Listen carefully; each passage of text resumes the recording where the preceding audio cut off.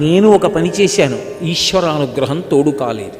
తోడు కాలేదంటే ఏదో కారణం ఉంది, నా ఎందేదో దోషం ఉంది, నేను దిద్దుకోవలసింది ఉంది అని తన వైపు నుండి ఆలోచించాడు. ఎవరి మీద కోప్పడతాడు? ప్రశాంతంగా ఉంటాడు.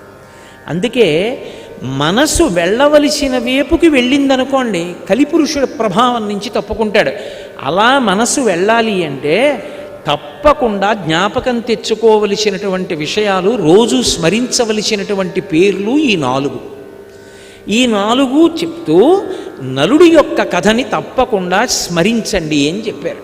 నలమహారాజు గారి కథ మహాభారతంలోనే, ఆరణ్య పర్వంలోనే ఆ వచ్చినటువంటి బృహదస్యుడే ధర్మరాజు గారికి ప్రబోధం చేస్తాడు. నలమహారాజు గారి యొక్క కథ ఇప్పుడు నేను మీకంతా చెప్పడం ఎలా కుదురుతుంది? విహంగ వీక్షణంగా ఓసారి స్మరిస్తా, ఎందుకంటే కలిప్రభావం గురించి మాట్లాడుతున్నాను కాబట్టి. భీముడు అని ఒక మహారాజు విదర్భ దేశాన్ని పరిపాలించాడు. ఆయనకి సంతానం లేదు. దమనుడనబడేటటువంటి మహర్షిని సేవించాడు.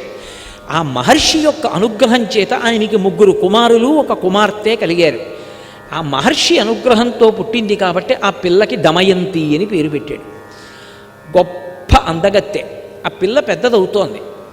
పక్కన నిషధరాజు నలమహారాజు గారు ఉన్నాడు.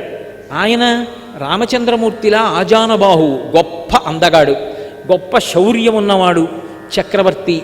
ఆయనని వివాహం చేసుకోవాలనేటటువంటి కోరిక దమయంతి యందు అనురక్తమైంది. ఎందుచేత?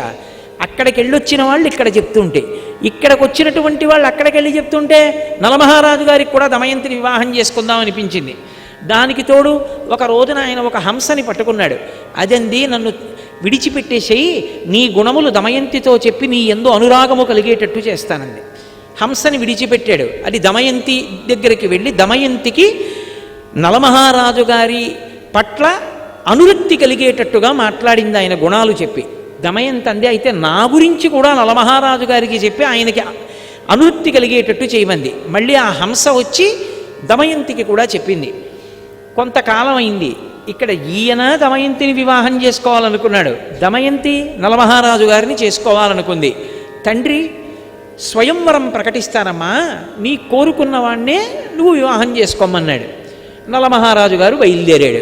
ఈలోగా దిక్పాలకులు కూడా 4 బయలుదేరారు. ఎవరు? ఒకరు దేవేంద్రుడు, ఒకరు అగ్నిహోత్రుడు, ఒకరు యమధర్మరాజు గారు, ఒకరు వరుణుడు. 4 కూడా బయలుదేరి దివ్యమైన రథాల్లో వెళ్ళిపోతున్నారు. కింద నలుడు కనబడ్డాడు. వాళ్ళు ఆకాశంలో రథం ఆపి కిందకొచ్చాడు ఇంద్రుడు. నలమహారాజా, దమయంతిని వివాహం చేసుకోవాలని మా 4 అనుకుంటున్నాం, ఎవరిని చేసుకున్నా పర్వాలేదు,